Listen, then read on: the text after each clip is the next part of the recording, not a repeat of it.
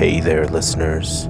We're taking a break for the holidays, but our Monday releases will continue as scheduled. We'll be back with more true horror on January 8th. Wanted to share an episode with you in the meantime, one of our favorites. Enjoy, and hey, stay safe out there. This content may not be suitable for all audiences. Listener discretion advised. Every night, like clockwork, I'd wake up and see him standing there at the end of the driveway. They killed him, chopped him up with a meat cleaver. We locked eyes, and he screamed, "Kill!" at my car as I passed. The thought flashed, run, make a break for the car, for the light. From killer podcasts, true tales of horror, bizarre happenings, unexplainable events. This is Disturbed.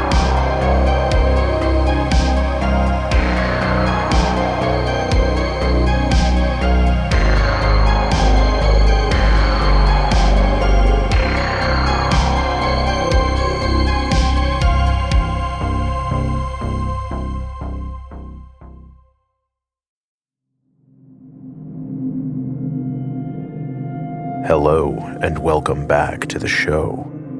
This week, we're bringing you 5 stories that'll have you checking under the bed before you go to sleep.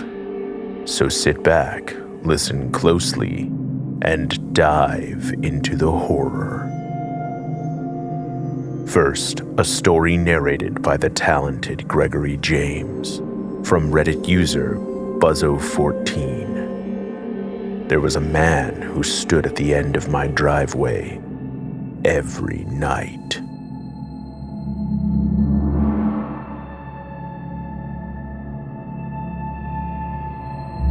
This happened a few years ago, and I've never told anyone about it. I don't know why I'm telling it now, but it's been on my mind again, and I just need to get it out. At the time, I lived pretty far out in the country. Just me and my dog, no close neighbors, and it was usually really quiet. I liked it that way. One night, I woke up in the middle of the night to the motion sensor light going off outside. At first, I thought it was just an animal, maybe a deer or something. But when I looked out the window, I saw a man standing at the end of my driveway. He wasn't moving, just standing there, facing my house. I don't know why, but I froze. I just stood there, staring at him. He didn't move at all. The light went off after a while, and everything went back to dark and quiet. I didn't sleep much after that. The next night, it happened again. The light came on, and there he was. Same spot. Same stillness, just standing there, staring at the house. By this point, I was starting to get really freaked out. I called the sheriff's department and they sent someone to check it out, but by the time they got there, he was already gone. The deputy told me it was probably just some drunk guy or someone passing through, and that I shouldn't worry unless he started coming closer. That didn't make me feel better, but I tried to move on. This went on for about a week. Every night, like clockwork, I'd wake up and see him standing there at the end of the driveway. It was always the same. He never moved, never said anything. Just stood there, staring at my house. It got to the point where I started closing the blinds at night, but I still felt like I could feel him out there. And then, just like that, it stopped. I never saw him again after that week. No explanation, no reason. It just ended. I've never told anyone this before. It's probably not a big deal, but it's something that's stuck with me. I just needed to get it out.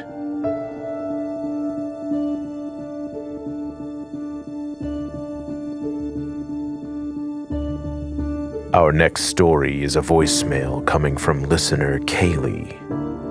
If you want to hear yourself on the show, leave us a voicemail at hotline.disturbed.com or click the link in the bio. Kaylee's message is a great reminder that nothing good comes from getting to know your coworkers better.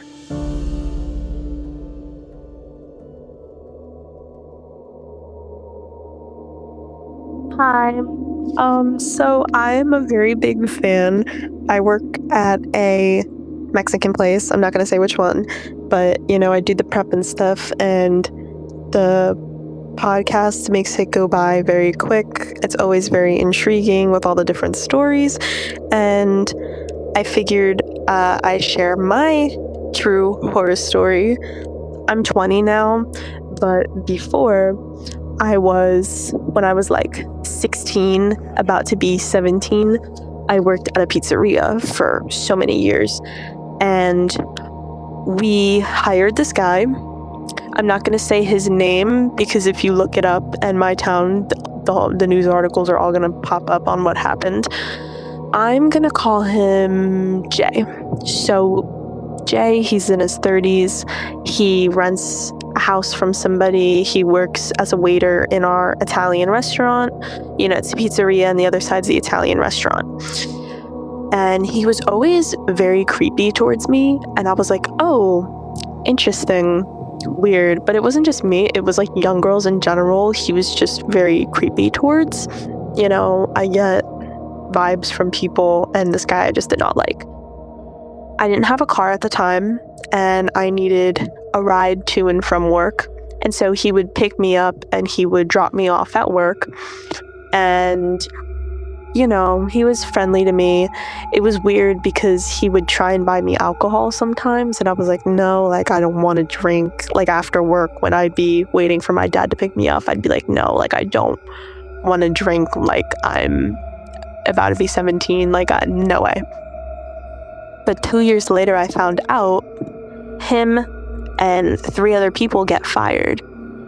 Apparently, he was doing drugs in the bathroom with 3 other people, doing heroin and all this other stuff, right? So he gets fired for that. Oh, okay. And then I find out, because he was doing drugs with one of our delivery drivers, he was renting a home from him. It's they're involved in this big drug circle. This guy that's in the drug circle was wanted by the police because he killed his ex-girlfriend who was pregnant, and he killed her. And then the police are on a manhunt to find this guy.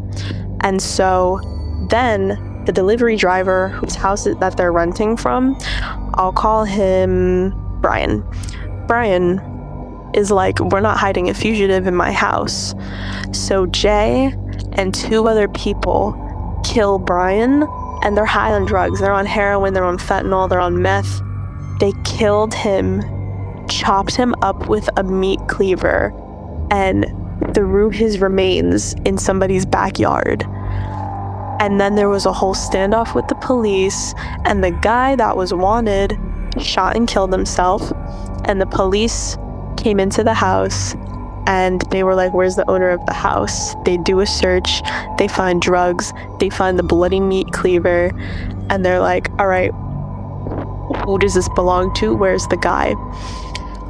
So then everybody gets arrested. He got charged 8 years for disturbing remains and whatever else. So he got charged 8 years in jail. And it's so crazy because he was always kind of aggressive a little bit, and it's just insane that he would take way before this happened. I didn't know he was doing drugs at the time, but he knew where I lived. He would pick me up and drop me off at my house. It was insane.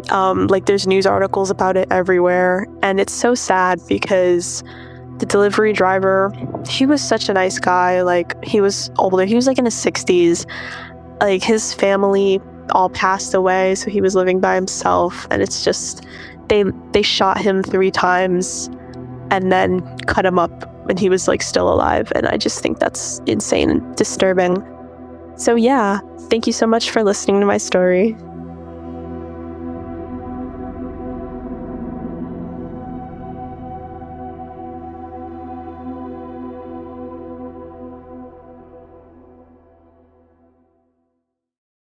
A new year and colder days mean your winter wardrobe really has to deliver. If you're craving a reset, start with pieces built to last. Because nothing's scarier than stepping into the cold only to realize that your coat has the structural integrity of a haunted house. Quince brings together premium materials and lasting quality so you stay warm, look sharp, and feel your best. Quince has everything: Mongolian cashmere sweaters, wool coats, leather outerwear, and beyond the wardrobe, my most recent purchase was a set of bed sheets that have totally changed the quality of my sleep. Quince is quality, affordable, and every piece I've ordered, from joggers to sheets, is comfortable. Their outerwear is especially impressive. Each piece is made from premium materials by trusted factories without luxury markups, classic styles that hold up year after year. Refresh your winter wardrobe with Quince. Go to quince.com/disturbed for free shipping on your order and 365-day returns. Now available in Canada too. That's QUINCE.com/disturbed. Free shipping and 365-day returns. Quince.com/disturbed. When it comes to home security, you want to feel like you've picked a system that actually keeps trouble away, not one that just tells you something bad already happened. That's why I like SimpliSafe Home Security. It isn't just another alarm, it's designed to help stop crime before it starts. SimpliSafe uses AI-powered cameras outside your home to spot real threats and instantly alert live agents. And that's what makes it different from the rest. Those agents actually take action while the intruder is still outside, talking to them through the camera, letting them know they're being watched and the police are on their way. And, if needed, they can blast a siren and turn on a spotlight. I got SimpliSafe a while back and I am so happy I did. It was super easy to set up, and I'm glad to have the peace of mind that my home, belongings, and family are safe. Nothing beats that feeling. Other systems might give you a camera and a notification, but they need you to see the alert and handle it. SimpliSafe's monitoring agents have your back, even when you're busy, asleep, or on a plane. They're protecting over 5 million Americans and have been named Best Home Security Systems by US and World Report for 5 years in a row. This month only, you can get 50% off any new system. It's a great time to upgrade to security that actually helps stop crime before it starts. Go to simplisafe.com/disturbed. That's simplisafe.com/disturbed. There's no safe like SimpliSafe.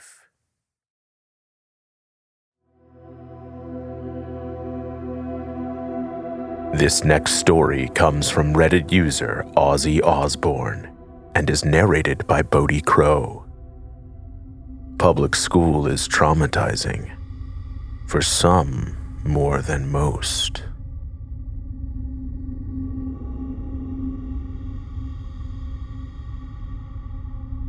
Growing up in a small town means everyone knows everybody and everything about each other.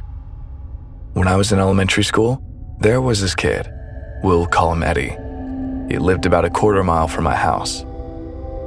His family was extremely poor, living in a very dilapidated trailer. On top of the financial struggles, they had another son, older than Eddie, who was severely mentally handicapped. He couldn't walk, couldn't speak, couldn't use the bathroom or feed himself. Eddie's father worked in a factory, while his mom stayed home to care for his brother. They didn't have much, but they tried their best to give their kids a safe home. Even in our middle-of-nowhere town, kids made fun of Eddie for being poor. He wasn't the best smelling, had greasy hair, and wore old hand-me-downs. If you know kids, you know how cruel they can be. They hurled insults at him for things completely out of his control. I was friends with some of the kids who teased him, but I never participated. I used to sit next to him on the bus.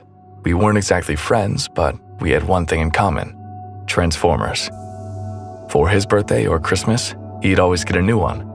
I remember in 4th grade, when the live-action Transformers movie came out on DVD, I gave it to him as a birthday present on our way to school. Even though we were friendly, the constant bullying and the pressure of growing up in a hard environment where most of the attention went to his disabled brother took its toll on his mental health. I watched him every day from kindergarten through 6th grade, saw him slowly withdraw. A normal kid became a quiet shell, with regular outbursts at school by the end. I struggled in school too. My parents eventually pulled me out of public school and homeschooled me for a bit. I hated it at the time, but I'm grateful now. Even after I left, we'd still see Eddie. He'd walk the full length of our road every day, 4 miles, talking to himself. A skinny teenager lost in his own world. Then one year, sometime around 8th grade, I realized I wasn't seeing him anymore. I texted a friend who still went to school with him to ask what happened. That's when I learned the story. Apparently, Eddie had asked a girl out. She rejected him in front of everyone, and people laughed. He didn't take it well. The next day, he brought his dad's handgun to school. He waited until the girl entered the locker room, followed her in, and pulled the gun. He raised it and pulled the trigger. Click. No bullets. A staff member had seen him go in and came after him. They saw the weapon and tackled him to the ground. He was arrested and served 3 years in juvenile detention. When he got out of high school, he was worse. He never returned to school. He spent every day walking the road, talking to himself, yelling at cows and passing cars. I heard he tried to join the military, but was turned away. Still, he wore a full military getup every day, a bomber jacket and beret, rain or shine. One day, I was riding my bike to my friend's house and passed him. I stopped and said hi. I hadn't seen or spoken to him since 6th grade. He screamed that he'd kill me and my family for bullying him. I rode off, took a different road home. Years later, I left for college and forgot about Eddie, until I came home after freshman year. I was driving down our road when I saw him again. We locked eyes, and he screamed, "Kill!" at my car as I passed. He didn't know which house was mine, but he knew the road. I parked in the garage just in case. I saw him running after my car as I turned off, but I lost him. The day went on as normal, nothing else happened. That night, I was getting ready for bed. It was summer, so I opened my second-story window to let some air in. Around 2 a.m., I woke to a creak outside my door. Probably someone going to the bathroom, I thought. I rolled over and went back to sleep. But 20, maybe 30 minutes later, another creak. This one I knew. I heard it every morning when I walked into my bedroom closet. I shot up to see a lanky figure lit up by the pale light of the moon shining in through my open window. Eddie, just standing there. I leapt from my bed. I didn't want to fight him. I didn't know if he had a gun or knife or something, and I didn't want to find out in the dark. I bolted out of the room, yelling and slammed the door behind me. My family came out of the rooms, confused, and I just screamed, "Run!" That's when Eddie ran too, down the stairs, out the front door, into the night. My dad called the police. We gave them everything we knew. His name, where he lived. They went to his place, but he was gone. They never found him. That was 7 years ago. My parents moved, I moved. Every time I visited home, I looked for Eddie. Never saw him again. The police never followed up. I don't think I ever bullied him. I really tried to be kind when we were kids, but some people break anyway. Mental health matters, and bullying pushes some people too far. And in this case, I almost paid the price. I just hope Eddie got the help he needs, wherever he is.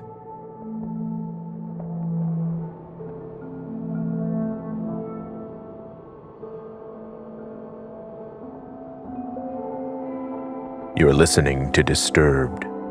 We'll be right back. Now that the holidays are over, you might be feeling that big spending hangover. The gifts, the food, the bills creeping in like shadows under a locked door. Luckily, Mint Mobile is here to help you cut back on overspending on wireless this January with 50% off unlimited premium wireless. And look, I'm not new to Mint. I've been a Mint Mobile user for 3 years now. Leaving the big brand cellular providers was life-changing. My bill went from a couple $100 per month for 3 lines to less than $750 for the year. The service is great, affordable, and ideal for anyone who uses a cell phone. I've been telling my family to use Mint Mobile for years. Mint Mobile's end-of-the-year sale is still going on, but only until the end of the month. Cut out Big Wireless's bloated plans with 50% off 3, 6, or 12 months of unlimited. All plans include high-speed data and unlimited talk and text on the nation's largest 5G network. This January, Mint Mobile is here to help you cut back on overspending on wireless with 50% off unlimited premium wireless. Plans starting at $15 a month at mintmobile.com/disturbed. That's mintmobile.com/disturbed. Limited time offer. Upfront payment of $45 for 3-month, $90 for 6-month, or $180 for 12-month plan required. $15 per month equivalent.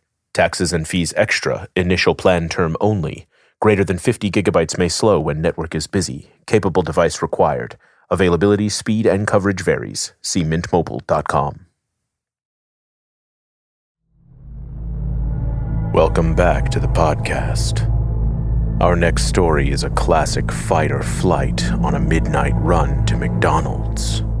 Narrated by Kim Andrews.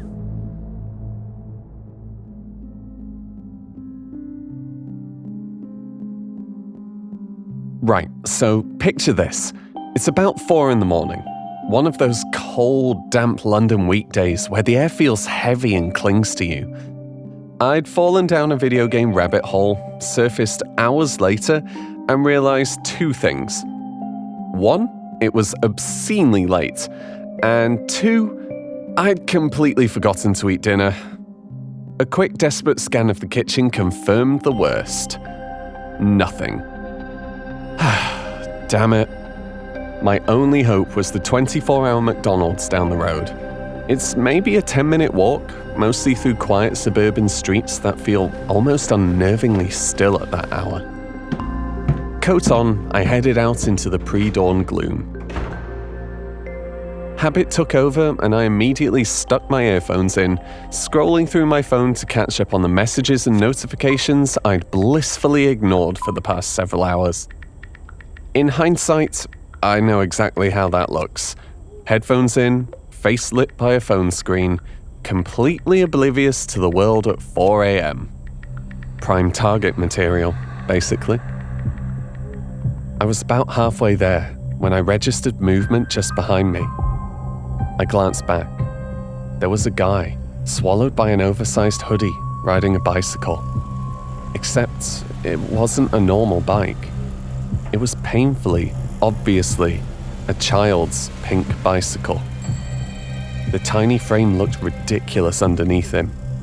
He wasn't going anywhere specific, just doing slow, wide loops on the empty street, always ending up slightly behind me.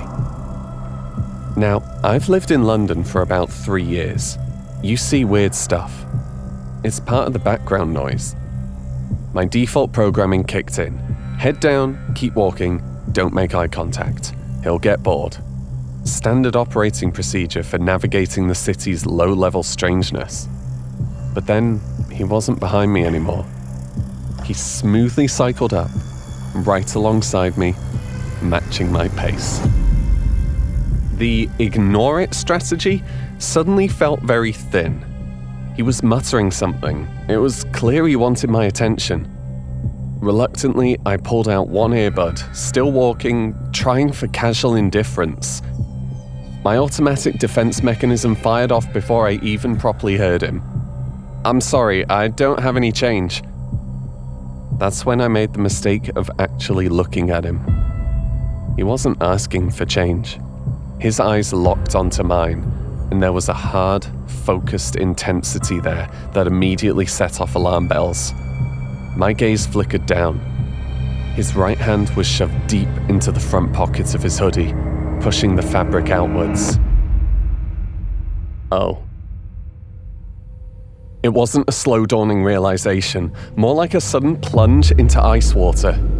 The casual weirdness evaporated, replaced by cold, sharp-edged fear.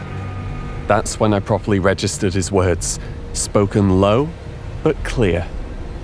Give me your phone. My feet kept moving, seemingly on autopilot, but the rest of me felt frozen. My brain felt like it was buffering, trying to process the demand against the very real possibility of what was in that pocket. Is he bluffing? Is that a knife? Is this phone I literally just got and definitely can't afford to replace, worth getting stabbed over? The mental calculus was frantic and terrifying. We were still moving forward, side by side in this bizarre, terrifying mobile standoff. Me staring straight ahead, hyper aware of him beside me, my mind racing. And then, a sound. The distinct rumble of a car engine growing louder. Headlights swept across the end of the street, illuminating the junction just yards ahead. A brief moment of blinding light. I shot a look back at the guy on the tiny pink bike. The thought flashed. Run. Make a break for the car, for the light. But before the thought could even translate into action, he abruptly swerved.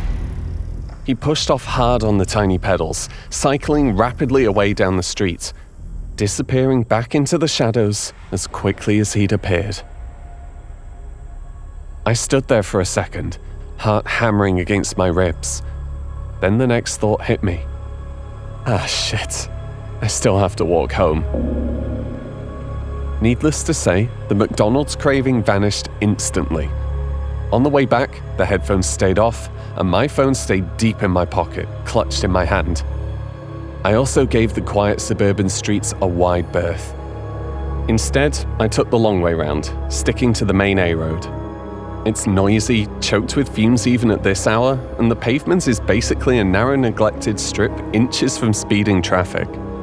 It felt horrible, but infinitely safer. The constant stream of headlights, the drone of engines, it was unpleasant, but it was presence, company of a sort. Thankfully, the rest of the walk was uneventful. No more unexpected cyclists emerged from the dark.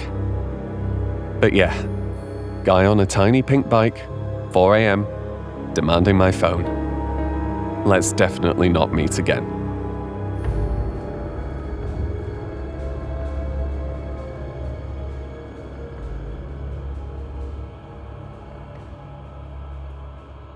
Our final story is narrated by Catherine Restivo from r/Creepy Encounters. My mom's gym stalker.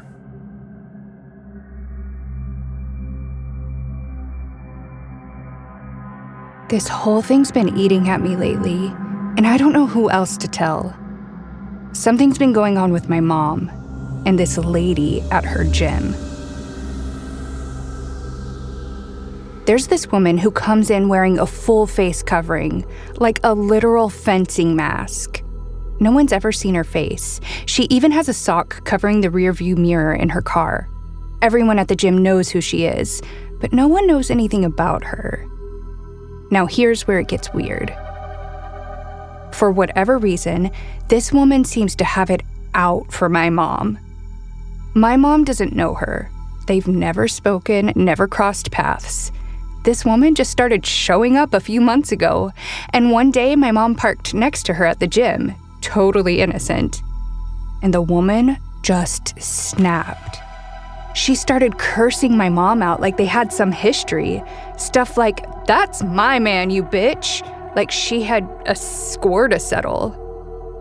My mom was confused and told her, "I think you've got the wrong person."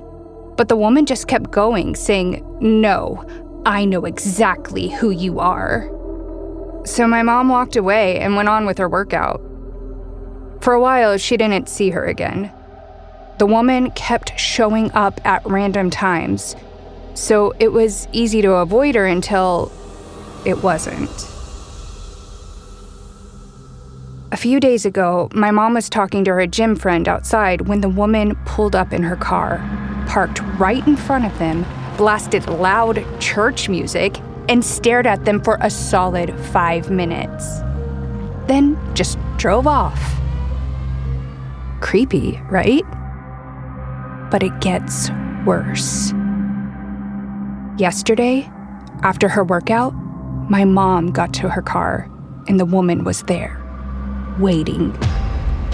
When my mom tried to drive off, the woman started doing these weird, aggressive maneuvers with her car, circling her, swerving like she was going to crash into her, only to pull away at the last second. Over and over, like a predator playing with its food. My mom finally found an opening and peeled out, but she was too afraid to go home. She drove for hours, hoping she wasn't being followed. This isn't just some random gym beef. This woman knows my mom's cars, both of them, and what roads she takes home. She's been spotted walking that same route. One time, my mom passed her on the street and the woman just stopped and stared her down. Sometimes, she comes into the gym, but it's unclear if she's even a member. She uses the bathroom, hits a punching bag like she's got someone's face in mind, then leaves. Always carrying a full satchel, face completely covered. We've taken pictures. Something is off. My mom didn't really take it seriously until that last encounter, but now she's thinking of filing a report and asking for security footage. She's looking into getting a dash cam and starting to record everything. Today, my mom talked to the staff. The woman, it turns out, is a paying member. That's probably why the front desk hasn't stepped in yet. My mom plans to email the higher-ups. We're hoping they take this seriously. There's more. This morning, she got the woman's license plate, and one of her gym friends told us something even more unsettling. Apparently, this woman parks in the same spot every day, from early morning to late afternoon, sometimes hours and hours at a time. He thinks she might be living in her car. The gym's located in a park, and this woman always chooses the same shady corner near a volleyball court. One day, the gym friend considered walking over to check on her, but he stopped when he saw her inside her car. She was in the back seat, front seat pushed forward, clawing at it like an animal, like something's not right. So he turned around and walked away. She came into the gym after that. Same mask, same satchel. We're trying to stay cautious. My mom has enough going on without dealing with this kind of fear every time she goes to the gym, somewhere that's supposed to be her outlet. I just hope we get it on record and that she stays safe. Because honestly, there's too many crazy people out here.